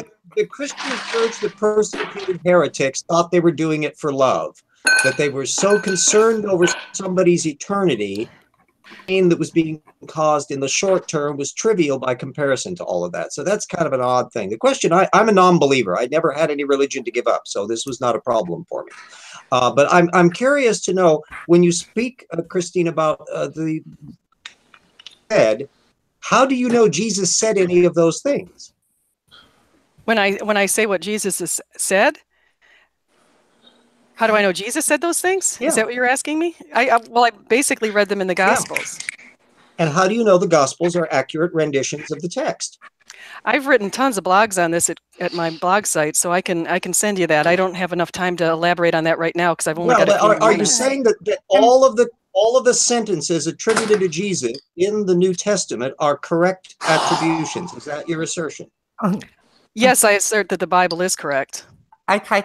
Can I just... and how do you deal with the parts that are in mutual contradiction? Does that cause you to worry at all about the accuracy of the Jesus quotes?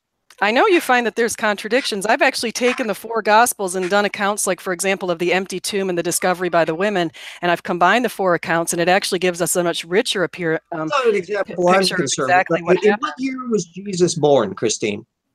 I'm Stephanie, but it was sometime between the year of I think they estimate between the year 4 and 5 BC. Okay, so the Gospel of Luke is wrong then, right? No, the Gospel of Luke is correct. It says he's born in 6 AD. Census, and that's 6 AD. Oh, there were 2 consensuses. Curious, two censuses. There were not. There is no evidence whatsoever that Judea was ever subject to a Roman census prior to its annexation in 6 AD. There's no evidence that there isn't. You don't have evidence against it. I've actually written a blog on this too. I've written a blog on this in detail where I went into Quirinus and some of the evidence that we found with that have shown that he was a proconsul at 11 BC. So, and that actually is very questionable. That's what the evidence suggests, and they've also shown that Quirinus is evidence on a coin. So I've got archaeological evidence that this is true. Put up a link to that. I'll want to take a look at that because I've been following this area, and there's an awful lot of secondary redaction that goes along in this area. How do you deal with the genealogy problem? That's also Matthew and Luke. As far as going which way they trace it back, one traces back through Mary and the other one traces back through Joseph. And where did you get the idea that Luke was the genealogy of Mary? To be honest, I don't study that terribly deeply, so I'm not sure. I haven't actually written any. I'll tell you that the Bible apologists who had a need to resolve the contradiction decided to rewrite Luke. It was Mary, but at no point has any text ever purported to have been a reference to Mary. So who exactly gave modern conservative religious apologists the right to rewrite the gospel? No, they didn't have the right. They didn't rewrite the gospel. They're interpreting what they guessed probably was. Mary's name is never in there. There is no text of Luke that says that this is Mary's genealogy. The only reason why it's retrofitted in there recently is because they can't resolve the problem with Matthew's genealogy, so they have to find a way to rationalize it. That's the apologetic mentality, that the Bible can never be wrong under any circumstances whatsoever, and whatever needs to be done in order to rationalize it will be done, including rewriting the text. No, they didn't rewrite the text. It's RJ down. I think I have seen you on Twitter before. Okay. There is no reference to Mary anywhere in Luke's genealogy. In order to imply that it is so means you have to retrofit it into the text. You can't get it from the text. RJ, there are cases where we interpret things because we go back and we look at the passages and we see what makes sense. And so if you go back and you look at the passage and you think to yourself, okay, with an open mind, how am I going to understand this? This is inerrant, and I do believe that. How am I going to understand this? And you realize that it makes sense if it's interpreted from Mary's perspective. Mm-hmm. And in the other case, that's the logic of inerrancy, that you cannot permit the Bible ever to be in error. Well, let's take an even broader example, going back and far. What's your status about how old the earth is biblically? Biblically, I don't believe the Bible gives us a date of how old the Earth is. The Earth is 13.8 billion years old. Okay. Does the Bible ever describe anything to suggest that they thought the Earth was a billion years old? No, the interpretation from young Earth creationists is that the Bible's, I don't know, 6,000 years old.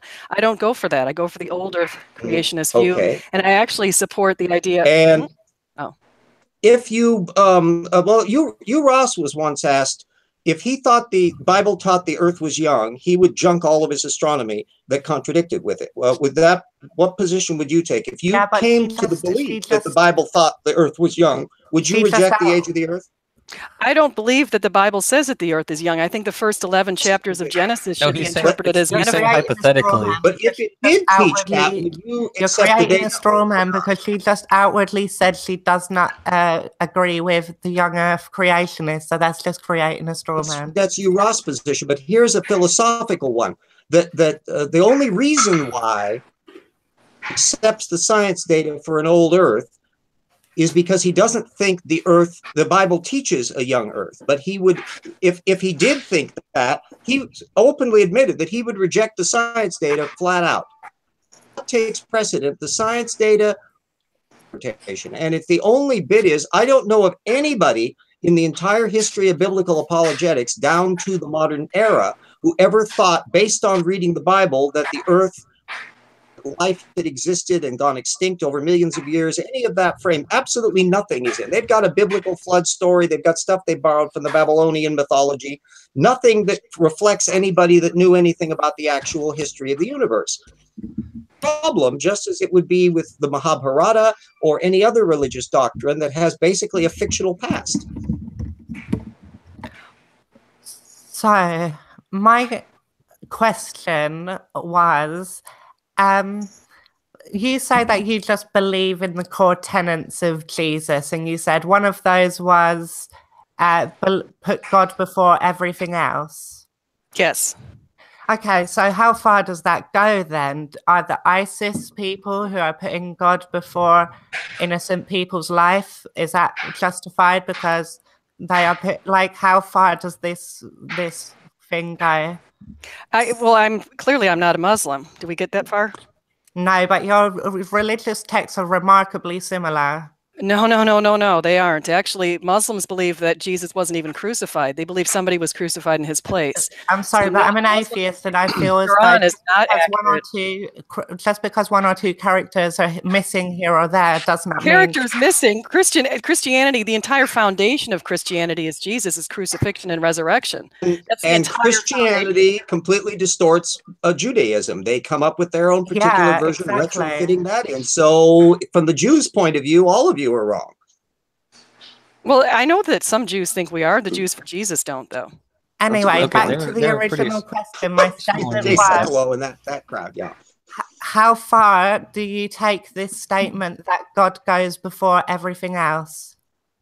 Faye, here's the deal. As far as ISIS and Muslim extremists and extremists really in any religion, or even extremist atheists, there have been some too. Obviously, they're not. What's an extremist atheist? Well, Stalin was an extremist atheist. Okay, can I step in for a moment? Pot was an extremist atheist. Okay, what you're doing right now? It's your room, Jackson. You have command. I made a whole video on this. What this is called is it's guilty by association, is what this is called. It's actually a logical fallacy. I think an informal one. But what it basically says is, oh hey, you identify with such and such ideology. Terrible person X also identified with such and such ideology. Therefore, you are just like terrible person X.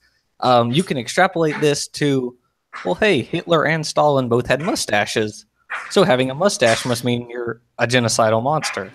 Jackson, I actually totally agree with you. I wasn't trying to at all say that atheists are at all endorsing Stalin and Pol Pot and Mao Zedong. They're not endorsing them at all. Absolutely not. In fact, I've got some great atheist people that I know, and I know that there's no way they would ever do anything like that. I agree. I understand that that's probably not what you intended, but you said extremist atheist and then said Stalin and Pol Pot. Well, they someone did- has to has example. someone What they That is a did- traditional trope The- in they did Christian not- apologetics. they did not kill people because they were Intelligent atheists. design. They killed people because they wanted political control of where they were. I actually wrote a blog on and- this too, to give you the historical facts on that, which And I'll we have Okay, but can we get Uh, back and we have to keep in mind that when it comes to communism can be viewed as a religion because it works as a religion. identically to the Spanish Inquisition. It had a dogma that it was non-negotiable. Exactly. Larger purposes that were willing to shred people in order to achieve the higher goal. There's not a dime's worth of difference between the Stalinist purges and the Spanish Inquisition. Exactly. Okay. So can we just get back to where do you draw the line at putting God before everything else? I think, Faye, if you think about it the way I think about it, I equate in the Bible it says quite specifically that God is love. It says that in the book of John a couple of times, and it also says it in other parts. And so if you just think in terms of love, if you put love replace the word God with the word love, and I think we'd all be on the same page. Okay, All I of have the a question. I haven't spoken at all this entire time. I've just been sitting here Go absorbing ahead, Mel. everything. Sorry, So, Mel. Okay, it's quite all right. I'm just absorbing all the things, and I'm hearing all the different things, and I'm extrapolating data. And so, because I'm a scientist, Take that's notes. what I do. Take notes, Mel. So I got some notes. So we say that God is love. All right. But we also know the Old Testament God destroys cities, goes through, kills children in wars, you know, and commits acts that I would think are quite the opposite of that. He flooded the Commands world. people to take sex life. Yeah, I mean, he flooded the world at one point in time. So if we're going to say God is love and hold true to that perspective, we have to also say God is angry. God is jealous because he's a jealous God. You can't worship any other God outside of him. You know, you can't idolize anybody outside of him. I mean, these are things that they actively teach in the churches. And the other question, now a question I have for you. So we encounter a lot of individuals and we have so many different divisions of Christianity. Why can't they all agree? Why can't all of them agree that this is how things go? Even Mel, look at our country. I don't know which country. Are you in the United States? Is that what you said? I Even live look in at the our Bible country. Belt. So I do too. We don't all agree on things. People, we have 7 billion people plus on the planet right now. People just all cannot come to the same agreement. In our country, we can't agree on our political system. About half of us go one way and half of us go the other way. And then there are divisions within the political system where people choose one thing or another thing. So people's backgrounds and their experiences each lend themselves to different expectations with respect to the church, different experiences, and different ways that different experiences will appeal to you. My sister really likes the fact that there are sacraments in the Catholic Church. And so that appeals to her very well. And for me, I love the idea of singing and praise, and I love going through the Bible and kind of digging it apart. And that's why I like the Baptist Church. And so I don't think either of them are wrong. I think they're all different doors to the same Jesus. So okay. I have another question. And it leads into it. Mel, can I just pop in one quick one? Okay. I'll sit here again and listen. Stephanie, so Peter, let Mel talk, please. Let Mel talk. I don't even know Mel. No, I want to ask. I've seen Mel. Can I say something real quick? I have seen Mel on Twitter. I have just one quick. Just one quick question. What you're saying basically is that God is a liar when he says in the Bible that God is not the author of confusion, because what we have clearly is confusion. Good point. I think there's a lot of confusion here right now also. I disagree with that. We also had the Tower I wanted to of say Babel. something. I wanted to say something. He did that too. So he encouraged confusion on purpose. So, oh yeah, the Tower of Babel. Yeah. You know, all the scientists and engineers couldn't talk to each other anymore. So he not only destroyed engineering and knowledge, but he also increased confusion on purpose. So yeah, that's an excellent point, Mel. What is her view upon the Tower of Babel? Is that a real event? I have another thing that was leading into something else. We'll get back to the Tower of Babel. So you're talking about how we all have these different beliefs that we associate. We have our own perspectives and things like that. Yeah. But when it comes right down to it, we have individuals who are in churches that are working to oppress marginalized groups, try to work towards legislation to oppress marginalized groups. We have a very loud voice of those particular religious groups that are actively working to hurt, as we mentioned before, LGBTQ people. Even though people can say, I don't agree with that lifestyle, they're still actively working to hurt other people. Now, they're like yourself, you don't agree with that. But the thing is what is the rest of the community in the religious sect doing to stop these individuals from actively oppressing these groups? Because I would think if the message is God is love and Jesus is love and he's accepting of all of this, what are you guys doing to work to keep these other groups in check from hurting other people? Because that's what's happening right now.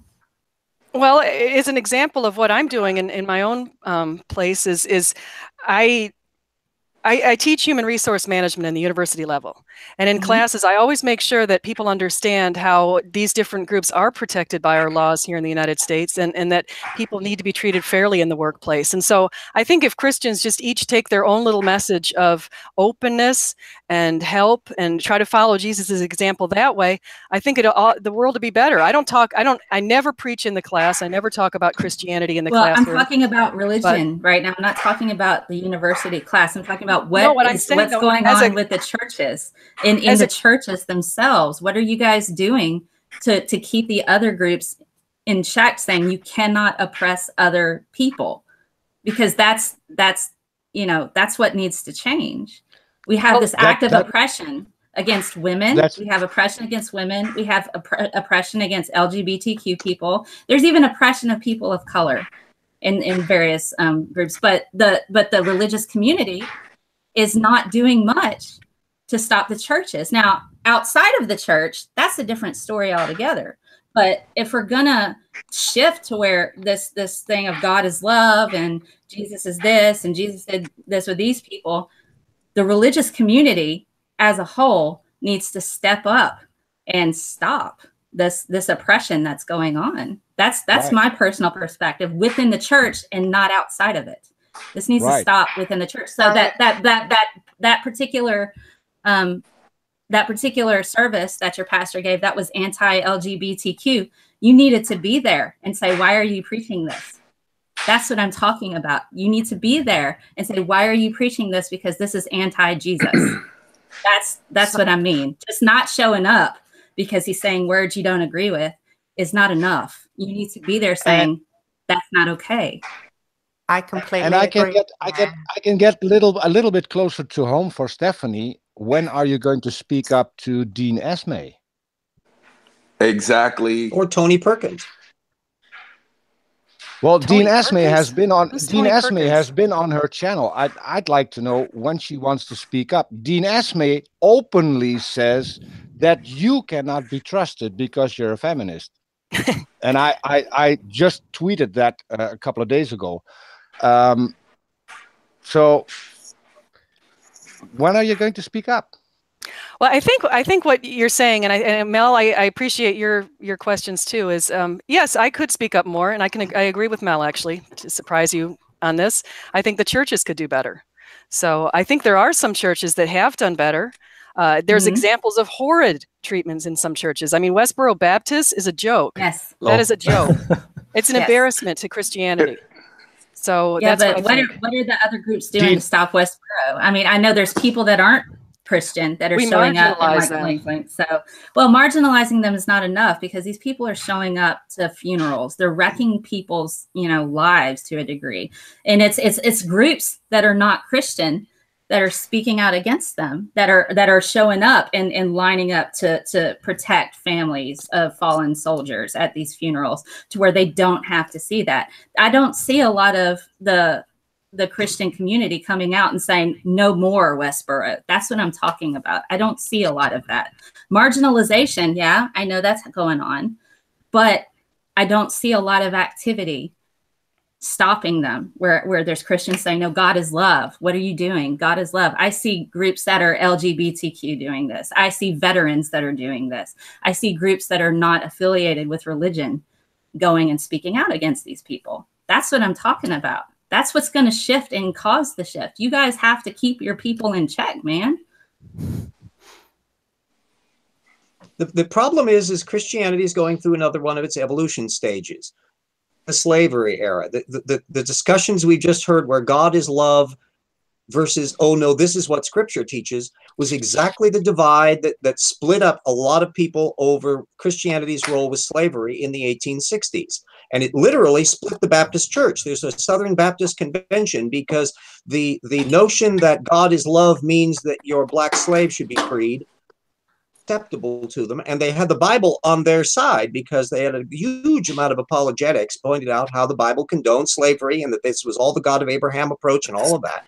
And it split the Baptist Church over it. So these things have happened before. We're far enough removed to have forgotten the troubles over this, or the troubles over prayer in schools, or a lot of the things that were going on in the 1850s in the United States. But now we're seeing it again, because religions need to evolve in order to make themselves functional and useful in society, or they need to make walls to try to hold off their old-time religion against the barricades. And that's the divide that we're getting into between the Ismays and the Tony Perkinses and the people in the Trump administration, and more liberal groups. We have them bump into them all the time in Spokane faves. They're very much a kind of lesbian Christianity, gay rights, LGBTQ, very liberal branch of local Spokane religious community here, not just in the Christian context, but Jews, and there's a Mormon branch and various others. But there's also an extremely conservative branch, the dominant ones in Spokane. They aren't involved in that dialogue at all. That we've been down this road before, and hopefully we can go through it in a way that's peaceful, tumultuous as the 19th century was. So how do you, when you say you think we should act in a way of towards love, like someone brought up earlier, I can't remember exactly who, that like people will just kill people now because that's like more loving to do that to them now rather than them spend eternity in hell.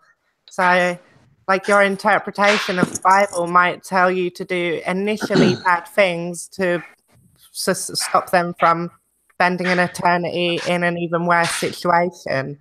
No, so like I don't. That's not my interpretation of the Bible at all. My interpretation, again, going back to the two basic commandments, are to love God and to love your neighbors as yourself. And if we just take the second one and look at love your neighbor as yourself, killing somebody never falls in line with that. Well, no, so that's the thing. You can interpret these things however you want. And if you're a good person, you'll interpret them in a good way. That's just human nature. But if you're not a good person, you'll interpret them in a way that is detrimental to other people's rights and freedoms. And that's the thing. You align with people that do that. That's the thing.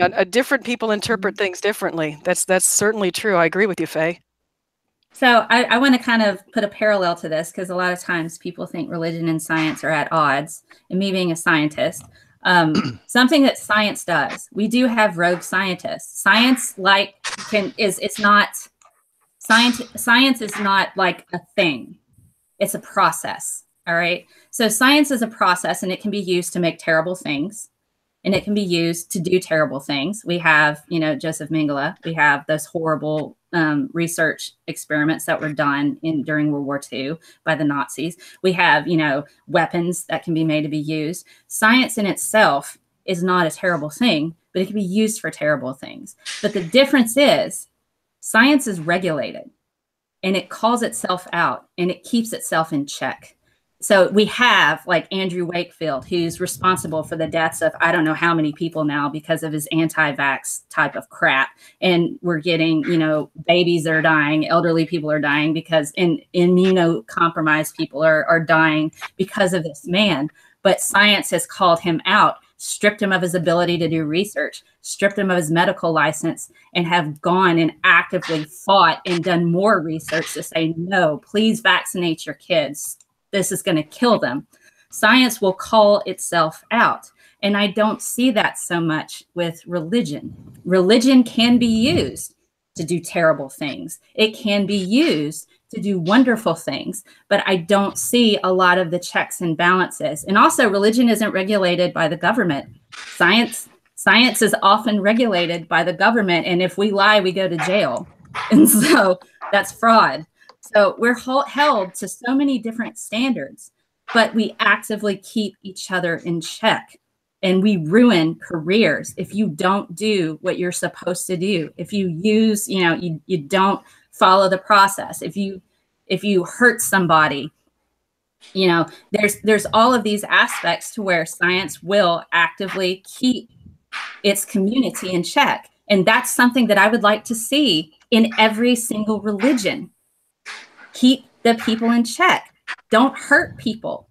Don't use this to hurt people. And I don't see that. I see a lot of it used negatively for oppressing other groups or committing terrible crimes, et cetera, et cetera. And if we're talking about starting wars, that's where the government steps in, and then that's when it becomes regulated. And that's at that point, it's terrible. But when we're talking about even the small things, that's what I mean by stepping up, keeping people in check. Let's get the pedophiles out of powerful positions. Yes. Can I answer that real quick? Sure. So you said that science calls people out, and I think that's wonderful when science calls people out. Religion actually also does call people out, because we all have an external standard of accountability, and that's God. And we also have an objective moral standard of love and evil. We know exactly what love is, perfect love, and we know what perfect evil is. So we have an objective standard to call people out. And so when people do something wrong, they know they're doing that in God's eyes, and they will be judged for making a bad decision. He sent Jesus specifically so that we had an example of love. And so just following Jesus, if we do it right, and I admit, man, I make lots of mistakes, tons of them all the time, but I know my mistakes, and I know how I can be better by just looking to him as an example. But I think the difference in the two examples is, like she said, if a scientist or a doctor does something that's janked up, we can yank their medical license. We can put that person in jail. When you guys mess up, you just sit there and say, God will get me later. Yeah, God will, send me to hell or the whatnot. I can be a racist bigot. Justice. I can be a racist bigot, and as long as I say I was a racist bigot, God forgive me, it's okay. And I'm going to continue to go along in this position while I'm in a church and continue to teach other people about my racist bigotry. Yeah, but it's not even that simple. Like there are people that are out and out pedophiles that get recirculated to other churches because for some reason, the other fellow people that know they are pedophiles would rather shuffle them to new kids and let them be pedophiles somewhere else, rather than standing for the morally righteous people. Mm-hmm. I agree. I'm waiting to hear the example of where a Christian, a priest, a deacon, or the whatnot did something that got their asses put in jail. Like like here in the United States, when a school teacher has sex with a minor, we say it's the worst thing we've ever heard. That kid will never be the same. That's rape like you've never seen. And they put that teacher in jail without question. And it doesn't take a second. But we have thousands of examples where priests sexually abuse young boys and young girls. And we were just saying, they just get shuffled. So I'm waiting to hear the example of this perfect justice. Robert, they do that go to comes jail in with many cases. If a priest No, they do abuses- not. No, no. they do That's not. the purpose of the church is not to run jails. The purpose of the church, the purpose of our government is to run jails. So when people do these something people- illegal like that, and when they Your and church they wear your the church cloth, directly takes part in covering up paedophilic behaviors. Yeah, So that's it's that's not would be about very whether long. your Hey, church is guys. responsible Guys. for arresting these people and putting them in prison. Your church, as any other human, has a moral responsibility to children and any vulnerable person. So just because they shouldn't be put in prison, they don't run the prison, doesn't mean that it's somehow acceptable, because they are helping them evade the law. So it's like being an accessory to a paedophile.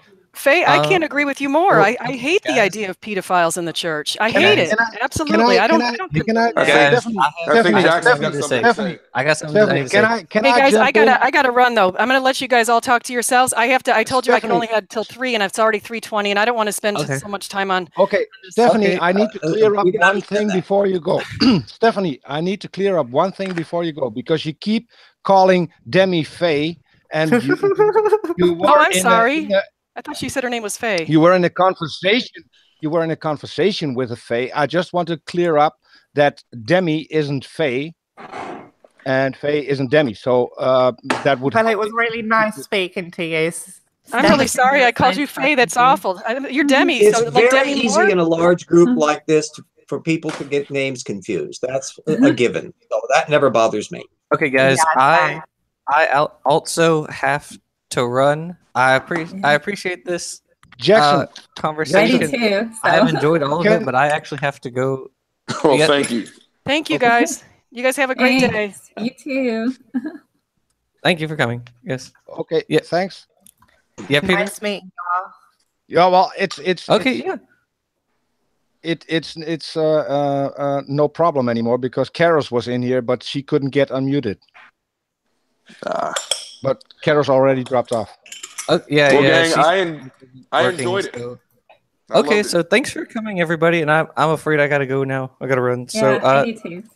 again, thank you for coming. I enjoyed the conversation. I think it was pretty lively. So Always is. all right, thank you everyone who came. So have a nice Until day. next time. Okay. Bye. Bye.